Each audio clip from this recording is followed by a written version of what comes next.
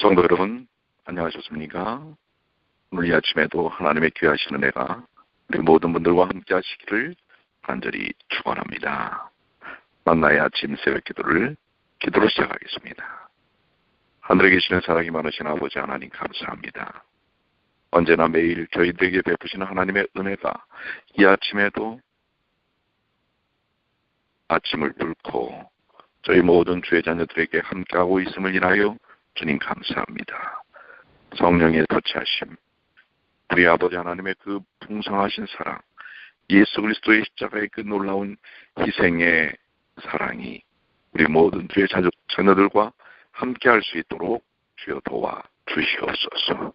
이 시간에도 주님 친히 말씀하여 주시고 저희에게 주님의 말씀을 통하여 다시 한번 새로운 결심이 일어날 수 있도록 인도해 주시옵소서.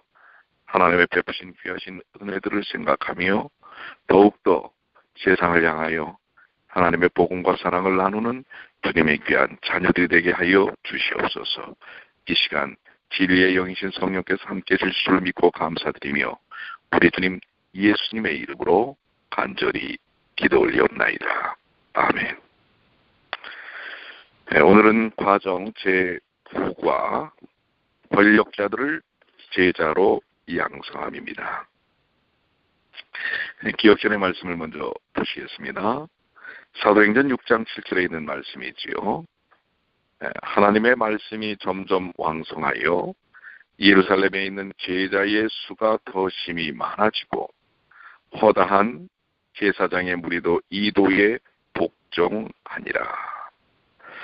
조기 초대교회의 믿음의 역사를 이 기억절 한 절에 담고 있습니다.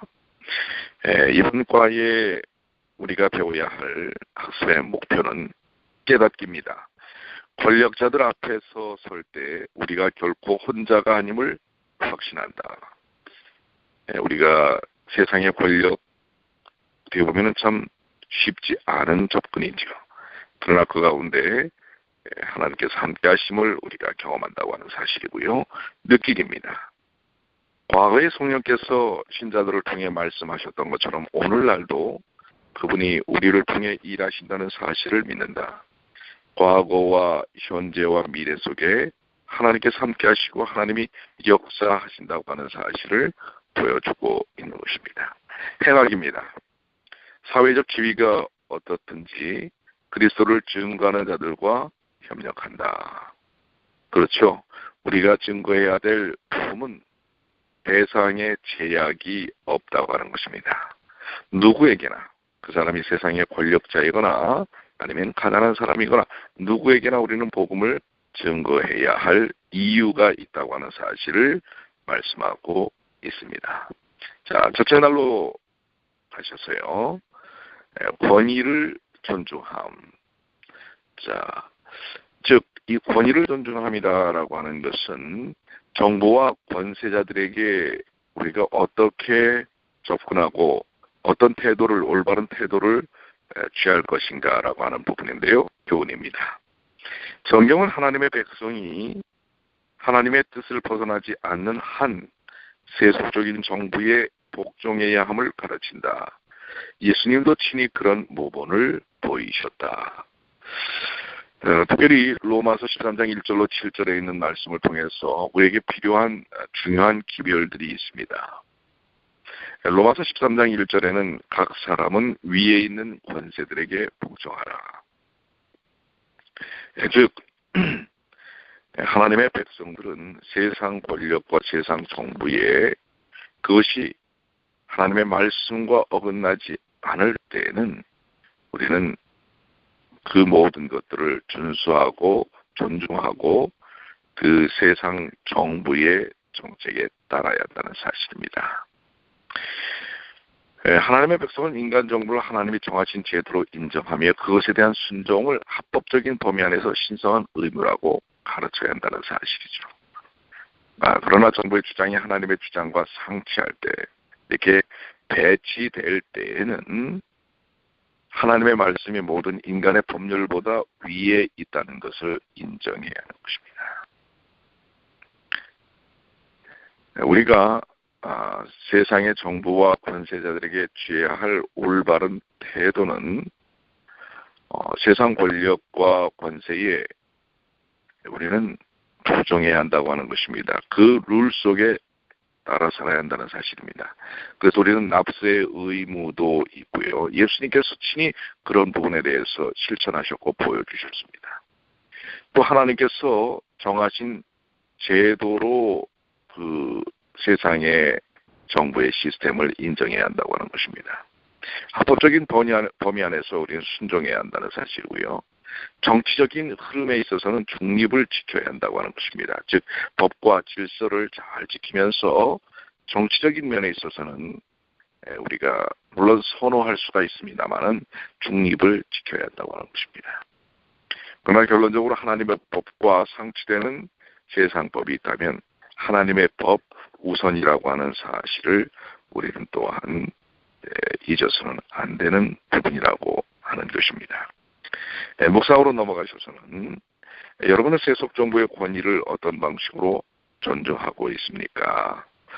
사실 우리는 세상의 정부가 갖고 있는 법률, 민법, 헌법, 형사법, 또 교통법 이러한 법들이 있죠.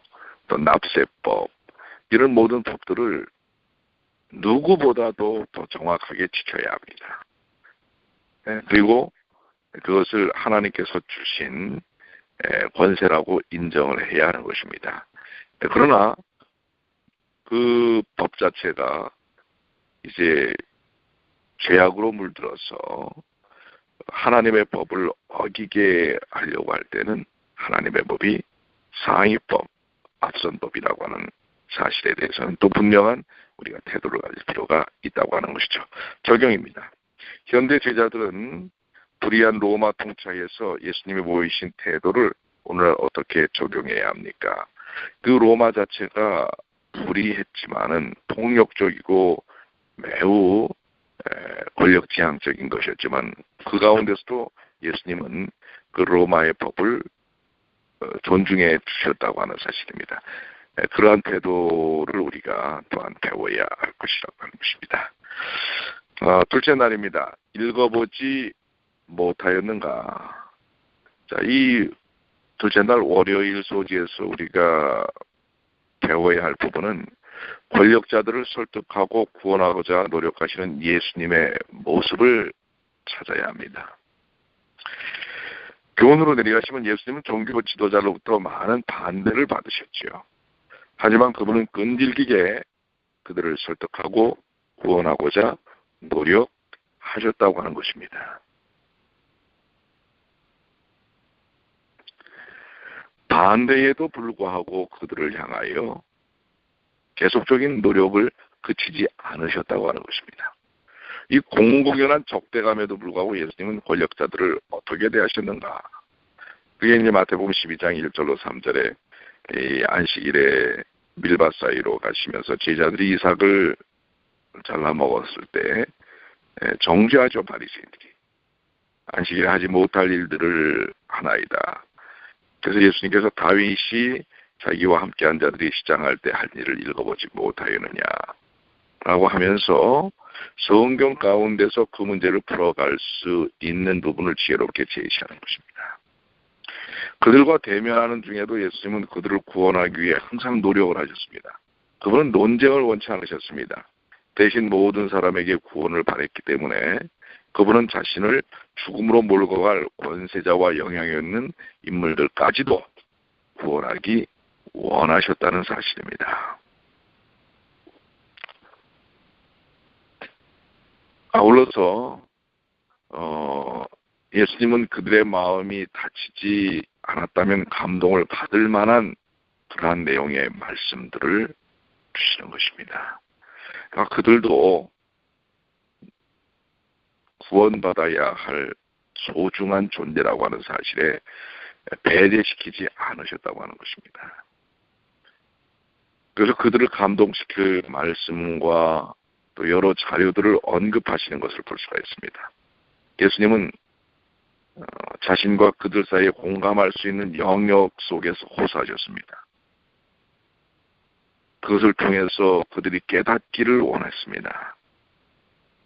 예수님은 그들이 반대할 뿐만 아니라 적대감을 갖고 있었지만 그들을 끈질기게 설득하고 구원하고자 노력하셨다고 하는 사실을 보면서 여기 읽어보지 못하였는가라고 하는 것은 예수님이 그들을 접해 나가는 방식을 표현하고 있는 것입니다. 예전에 다윗의 경험을 통해서 당신들이 나에게 이런 적대적인 감정을 갖고 있지만 그러나 이것이 어떤 의미를 갖고 있는지를 이 말씀을 통해서 알아야 합니다라고 설명하고 있는 것입니다. 묵상입니다.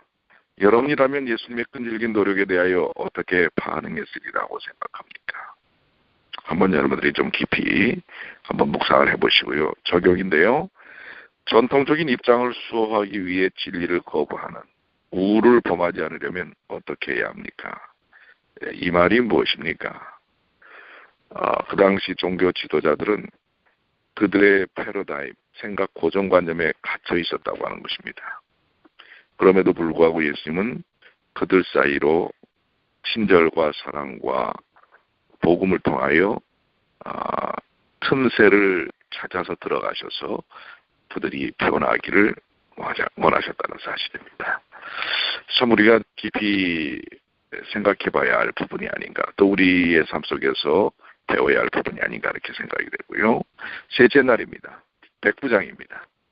이 백부장에 대한 이야기는 너무나 많이 우리가 다루는 부분입니다. 이 순수하고 진실한 믿음을 나타낸 이 백부장에 대한 교훈은 그런 적대감을 가진 권력자들 속에서도 이렇게 순수한 믿음을 가진 사람들이 있을 수 있다는 사실을 예정적으로 보여주고 있는 것입니다. 교훈으로 내려가시면 예수님께 하인을 치료해달라고 요청했던 로마 백부장은 유대 백성에게서 찾아볼 수 없는 순수하고 진실한 믿음을 나타냈다. 그러니까 우리가 선입견을 가져서는 안 됩니다. 저 사람은 이방 사람이고 저 사람은 권력자이고 세속에 노출되어 있는 사람이기 때문에 하나님을 받아들이지 않을 것이다라는 편견은 우리가 버려야 하는 것입니다. 우리가 이 백부장을 예수님께서 만나는 과정을 통해서 어떤 교훈들을 배워야 할 것인가. 그 당시 훨씬 많은 영적인 혜택을 누렸던 사람들, 바리새인이라든지 사두개인이라든지 제사장이라든지 랍비라든지 이런 사람들이 예수님을 배척할 때에 오히려 힘과 영향력을 가진 사람이 이 백부장 같은 이러한 사람이 그토록 진지한 믿음을 보인다는 건 정말 놀라운 일입니다. 이런 면에서 그 사람이 어떤 위치에 있느냐, 어떤 인종이냐 이런 것이 중요한 게 아니라 정직하게 자기 자신에 대한 검증이 필요하다고 하는 것입니다. 나는 어떻게 살 것인가? 어떤 삶을 살 것인가? 우리는 현실에 안주한 상태에서 자신이 살아가는 신앙을 경험하기보다는 단지 좋은 교리를 옹호하는 것으로 그치고 있지 않는지 우리 스스로가 물어봐야 합니다. 즉 오늘 우리 스스로가 만들어놓은 틀 속에, 고정관념 속에 갇혀있지 않는가. 나는 이 정도면 됐어 라고 생각하는 그 당시 유대인들처럼 살고 있지 않는가. 오늘 이 백부장의 모습 속에서 우리는 깊이 묵상해 볼 필요가 있습니다. 사실 누구든지 백부장과 같은 영적 체험을 누릴 수가 있습니다. 그 사람이 어떤 위치에 있든지 간에 순결하고 순전한 마음으로 하나님께 다가올 때 거기는 놀라운 영적인 큰 에너지를 경험할 수 있는 것입니다. 교회도 마찬가지입니다. 21세기의 이 교회도 그 사람이 오히려 초신자나 새신자이기 때문에 큰 우리보다 영적 경험을 가질 수 없을 것이라는 착각은 정말 착각인 것입니다. 교회에 오래 나왔기 때문에 그 사람이 영적으로 정말 고귀한 위치에 있을 것이다. 그것도 착각일 수 있는 것입니다. 우리는 신앙의 연한의 횟수가 중요한 게 아니고 내가 교회에서 어떤 일을 해왔던 것이 중요한 것이 아니고 지금 현재 주님께 내 마음을 드리고 주님이 나와 함께 하시는가. 그것이 더 중요한 것입니다. 그렇기 때문에 오히려 초신자라고 그래서 새신자라고 그래서 믿음의 영적인 그런 경험들이 부실할 것이다. 착각입니다. 오해입니다. 오히려 그들이 더 큰 영적 경험들을 가질 수 있다고 하는 사실을 우리는 인정해야 합니다. 오늘 이 백부장의 경험을 통해서 말입니다. 묵상입니다. 권세를 가진 자들에게 하나님의 도움이 더 절실한 이유는 무엇일까요? 이 권세의 벽 안에 갇혀서 진실함을 경험하지 못할 가능성이 높기 때문에 오히려 그들이 순수하기만 하면 그 간절함은 더욱더 커질 수 있다고 하는 것입니다.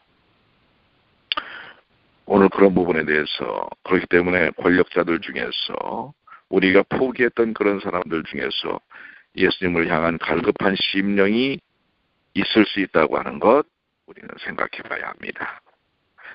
우리가 사는 이 뉴욕에서 특별히 맨하탄에 저런 위치에서 저런 삶을 살면서 과연 예수님이 필요할까? 예수님을 받아들일까? 이런 편견을 우리가 버려야 할 것이라는 것이죠. 적용입니다. 여러분은 어떻게 간부급 공무원이나 정치 지도자들에게 복음을 전하겠습니까? 한번 도전해 보시길 바라고요. 넷째 날 수요일입니다. 재판 받으시던 날. 예수님은 재판정에서까지 복음을 전하셨다는 사실입니다. 그분이 처해진 환경이 어떠하든 간에 그 환경이 그분의 복음을 증거하는 열정을 누르고 막을 수 없다는 사실이죠. 교훈으로 내려가면 예수님이 천국 복음을 전했던 결과는 그분에게 큰 대가를 요구했죠. 그러나 마지막 순간까지 진실했던 그분의 증언과 태도는 후에 큰 결실을 거두었다. 오히려 그 위기 속에서 전혀 전할 수 없는 상황 속에서 자신을 심판하려 하는 그들에게 복음을 증거하시는 예수님의 모습을 보게 됩니다. 예수님은 제자를 삼기 위해 그들에게 복음을 전하셨지만 때로 그 결과는 그분이 바라시는 것과는 사뭇 다를 수가 있었습니다. 빌라도라든지 가야바, 헤롯, 그 밖에 사람들이 마음을 내려놓고 회개했다면 예수님은 매우 기뻐하셨을 것입니다. 그러나 그들은 완고하게 그분의 간청을 거부하더니 그분의 그 마지막 구원의 초청마저도 그들은 냉담하게 비껴 가버리기도 합니다. 복음을 증거하면서 이런 결과를 가질 수도 있습니다. 그 위대하신 하나님이신 예수께서 복음을 증거하실 때도 그 받아들이는 자의 결정과 결심에 따라서 그것이 긍정적인 결과를 낳지 않을 수도 있다는 것 기억하셔야 합니다. 그래서 마찬가지로 우리 21세기에 사는 우리 신자들도 복음을 전할 때 그 결과가 바라고 기도했던 것과 크게 다를 수 있다는 사실을 인식해야 합니다. 언제나 긍정적이고 좋은 결과만 나올 수 없다는 것을 이해해야 합니다. 왜냐하면 선악의 싸움이기 때문에 그렇습니다. 그리고 그것에 대한 결정은 전적으로 그들 자신에게 있는 것입니다. 우리는 증거하시는 예수님의 모본을 따르는 것이지 그 결과에 연연해서는 안 되는 것입니다. 결국 나중에 심판대 앞에서는 알곡과 측정이가 나누어질 것입니다. 그렇기 때문에 우리는 복음을 증거하는 일에 최선을 다해야 합니다. 그 결과에 너무 우리가 연연해서는 안 되는 것입니다. 우리가 복음 사역을 하면서 어떤 결과를 내었는가? 그것은 어떤 면에서 하나님의 부분입니다. 물론 좋은 결과가 나기를 기대합니다.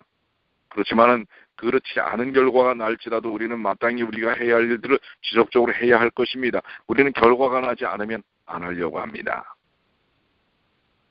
그러나 예수님은 마지막 재판정에서까지도 끝까지 복음을 증거하시는 모습을 보여주셨고 거기에 상당수의 사람들은 그것을 받아들이지 않았다는 사실을 기억해야 합니다. 묵상입니다. 때로 거절과 모욕이 따르더라도 여러분은 복음 전파에 대한 확신이 있습니까? 오늘 이 말씀들을 좀 깊이 묵상해 보실 필요가 있지요.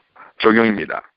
만일 그대가 신앙을 지키고 복음을 전하다가 재판석에 서게 된다면 여러분은 어떻게 자신의 신앙을 고백하겠습니까? 여러분 자신이 복음을 증거하다가 재판정에 서게 된다면 여러분은 어떤 고백을 하시겠습니까? 이야기지요.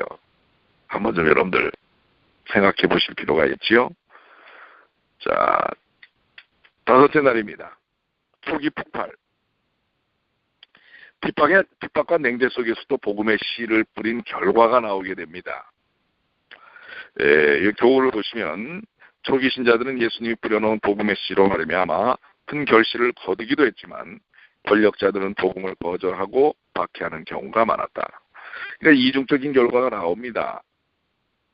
폭발적인 그러한 부흥의 경험도 있지만은 그러나 거센 핍박과 반대도 있다는 사실을 기억해야 합니다. 우리는 그렇기 때문에 반대를 두려워해서 복음을 증거하는 일을 멈춰서는 안 되는 것입니다. 당연히 이 일들이 함께 이루어질 수밖에 없는 것이죠. 사실 세상적인 인기와 지위를 의식하는 정치인들이 어떤 면에서 우리 같은 이 세상적으로 보면 소수 교단이라고 생각이 되죠. 이것을 공개적으로 지지하지 않을 경우가 많죠. 또 때로는 힐러리가 우리 교회 대체림교회에 대해서 지지를 표했네. 이런 것에 대해서 우리가 상당히 아주 고무돼가지고 이렇게 우쭐댈 수가 있습니다. 그게 또 무슨 의미입니까? 우리는 세상의 권력자들이 인정을 하든 하지 않든 하나님께서 주신 사명을 감당해야 하는 것입니다. 우리가 그리고 그들과 꾸준히 접촉하고 복음을 전해야 하는 이유가 있습니다.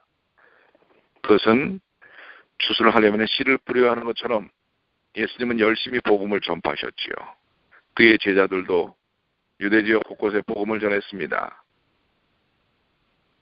반대와 핍박을 당할지라도 복음을 증거했습니다. 그렇기 때문에 복음은 진전이 있는 것입니다. 반대와 핍박이 분명히 있습니다. 그러나 증거하는 것입니다. 그럴 때 거기에 진전이 있는 것입니다. 21세기를 사는 예수님의 제자들, 여러분과 저도 그와 같은 핍박과 반대에 굴복하지 말고 복음을 증거해야 할 것입니다. 자, 권력자들의 핍박이 올 때에 우리는 그들을 어떻게 해야 할까? 울며 씨를 뿌리듯이 그들을 사랑하고 정말 열정을 갖고 접근해야 합니다. 언젠가 추수가 될 것을 바라보면서 예수님처럼 열심히 진리를 증거하는 일이 필요합니다. 반응이 지연되거나 또 적대적으로 나타난다 할지라도 우리는 전해야 합니다. 굴하지 말고 끝까지 전해야 합니다. 우리에게 다가오는 핍박은 슬픔의 원인이 아니라 기쁨의 근원이 될 수 있습니다. 우리는 주님의 발자취를 따라가는 것입니다.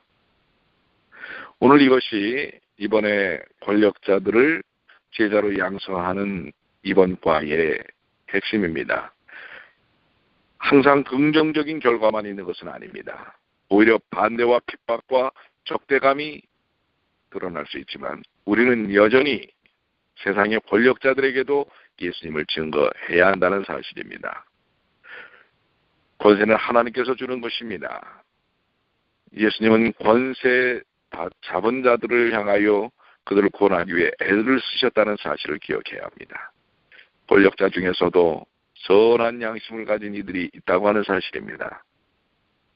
21세기를 사는 우리들도 권력자들, 상당한 위치에 있는 자들, 그들을 구원하기 위해 애를 써야 합니다. 힘들고 고난스러워도 하나님께서 초기 교회에 보여주셨던 그 어려움 속에서도 나타났던 놀라운 역사처럼 우리도 그 약속의 결실들을 생각하며 복음을 증거하는 일, 특별히 세상 권력자들을 향하여 복음을 증거하는 일들을 해야 할 것입니다. 묵상입니다. 거절할 것을 알지만 그래도 복음을 전해야 하는 이유. 이제 묵상해 보시면 되겠죠? 적용입니다.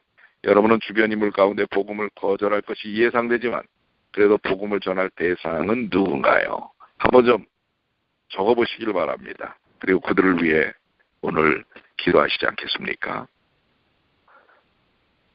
오늘의 말씀을 정리하면서 권력자들을 구원하시는 예수님의 방법은 다른 이들을 구원하셨던 것과 같은 방법과 같습니다. 그분은 그들을 만나 동정하셨고 그들을 위해 봉사하심으로 신뢰를 얻으셨습니다.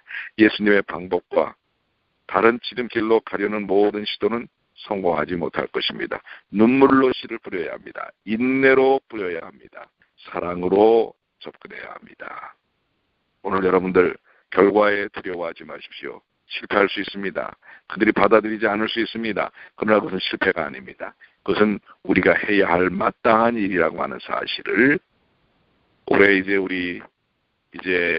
2월이 얼마 남지 않았지요. 3월이 바로 코앞입니다. 우리는 이제 날씨가 따뜻해지면 더 적극적으로 복음을 전가하는 일을 해야 합니다. 움직이지 않는 자는 죽어있는 자입니다. 올해는 영혼 구원을 위하여 마음을 다하시는, 하나님께 능력을 구하시는, 간절히 기도하시는 주님의 귀한 자녀들이 되시기를 축원합니다. 기도하겠습니다. 아버지 하나님 감사합니다. 오늘 권력과 권력자들을 어떤 태도로 우리가 대해야 하고 접해야 하는지, 또 그들이 어떤 반응을 보인다 할지라도 끝끝내 우리가 계속해서 우리에게 주어진 사명을 감당해야 할지를 가르쳐 주셨습니다. 아버지 하나님, 삶을 통해 성령의 역사가 저희 삶에 실천되어질 수 있도록 도와주시옵소서. 굳건한 믿음을 갖게 하여 주시옵소서. 마땅히 갈 바를 알고 행할 일을 하는 주님의 귀한 자녀들이 되게 하여 주시옵소서. 몸이 불편한 우리 사랑하는 성도들이 많습니다. 아버지 하나님 함께 하셔서 그들이 치유와 회복이 되도록 도와주시옵고, 또한 하나님의 교회 우리 뉴욕 중앙교회가 이제는 분연히 하나님의 귀한 사역을 이루어야 할 때입니다. 한 사람 한 사람 더욱더 큰 하나님에 대한 사랑과 교회에 대한 애정을 갖게 하여 주시옵소서. 그리고 그것을 드러내게 하여 주시옵소서. 우리에게 맡겨진 사명이 온전히 감당되어질 수 있도록 인도해 주시옵소서.